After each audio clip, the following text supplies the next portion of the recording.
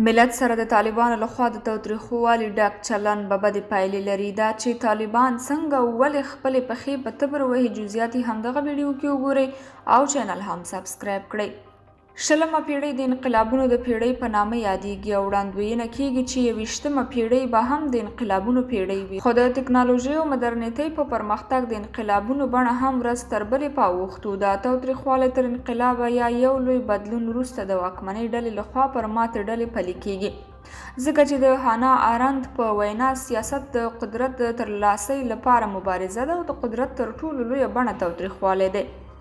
طالبان د روان کال د اګست پر 15مه د نورو ولایتونو تر چټک نیولو وروسته کابل ونیوه. د کابل تر نیولو وروسته د خلکو په زړونو ویره ننوتله او د ویرې ایجاد په خپله د تاوتریخوالي یوه بڼه ده. دا ویره په خپله ملت ځان ته نه وه ایجاد کړې. طالبانو کابل د نیولو لپاره د 10 کلنې جګړې په بهیر کې مرګونې بریدونه پر پلازمینې او ټول افغانستان کې کړي وه. تر ټولو مرګونی موټر بم برید د 1496 کال په غبرګولي کې د کابل وزیر محمد اکبر خان په زنبق څلور لارې کې وشو چې نږدې 400 کسانو ته پکې مرګ ژوبله واوښته. که څه هم طالبان پر افغانستان واکمن دي، خو طالبان د تاوتریخجن چلن له کبله خپلې ریښې په خپله غوڅوي. په چیک پواینټونو کې د موبایلونو کتل او د خصوصي حریم ماتول تاوتریخجن عمل دی. اوس چې طالبان پر افغانستان واکمن دي، که غواړي د خلکو زړونو ته لار وکړي، انساني کرامت ته باید احترام ولري. دلته ان په یوه نیوکې یا وړې تېروتنې له افغان ځوان څخه ژوند اخیستل شوی دی. د هیواد په سویل کې د فیسبوکي نیوکې له امله د یوه ځوان شکنجه او بیا وژل په خپله د تاوتریخوالي او جنایت لویه نمونه ده. همداراز د طالبانو د سرپرست حکومت غړو وړمه ورځ خبریال کاشفي بندي او بیا یې ډبولی دی.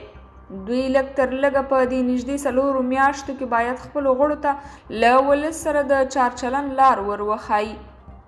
انسان که خپله تاوتریخجنه غریزه مهار نه کړي، په یوه خونکاره اوړي او ورو ورو انساني ارزښتونه او خصوصیات پکې مړه کیږي.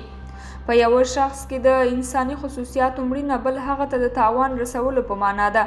په یوې ټولنه کې واکمنه طبقه چې هر څومره تر لاس لاندې کسان وځپي، په هماغه ډول مقاومت ورسره زیاتیږي. دا مقاومت که په ښکاره توګه د ویرې یا بل فاکتور له کبله ښکاره نه شي، خو د داسې موقع په لټون وي چې په فرد کې راټوکېدلې غوټه تخلیه شي.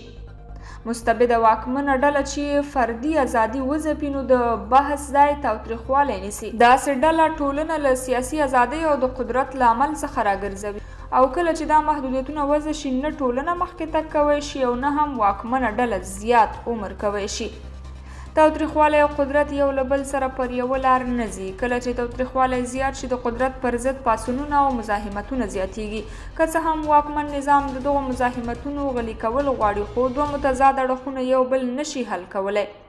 طالبان هم که د ولس ځپلو ته دوام ورکړي او په کوچنیو پلمو د تاوتریخوالي لار ونیسي، په ملت کې نشي مدغم کیدی او په دې کار سره به پر ملت د حکومتولۍ پر ځای له ملته ځان نور هم پردی کړي.